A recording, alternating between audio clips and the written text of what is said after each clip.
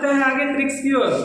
आज एक नया ट्रिक्स सीखते हैं, है ना। ट्रिक्स हमारे हिसाब को आसान बना देता है। हम परीक्षा में उसके सहारे बहुत आसानी से हल कर सकते हैं क्वेश्चन को, है ना, यदि ट्रिक का सहारा ले तो। आप लोग जनरल वे में लसा और मसा तो सब सीखे होंगे, लसा और मसा से परिचित हैं। एक साधारण रूप में रहता है तो आप लसा और मसा निकाल लेते हैं। लेकिन कभी आपको ऐसा मिला है कि कोई भिन्न संख्या वाली परिमेय संख्या हो, जैसे 2/3 है, 4/5 है, या 2/4 है, या 2/5 है, इस तरह की संख्याएं दी हुई है भिन्न। यदि इसका लसा निकालना हो तो आप क्या करेंगे?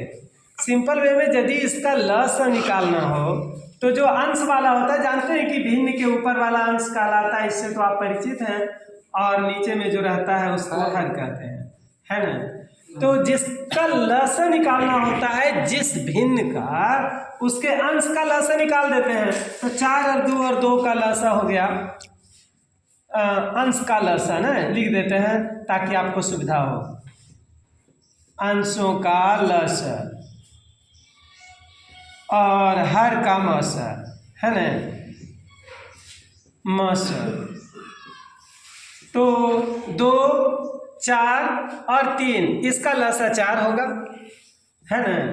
और ये तीनों का जब मसा निकालते हैं तो इसका मसा 1 आएगा, यानी 4/1 आया इसका लसा।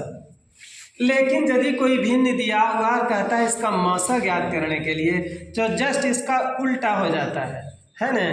मसा में क्या होता है, इसको HCF कहते हैं और इसको LCM कहते हैं, है ना, LCM और HCF।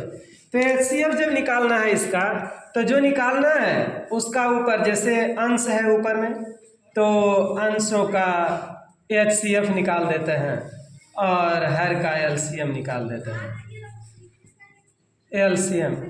तो जो है अंश का जब HCF निकालेंगे तो इसका HCF आएगा 2, है ना।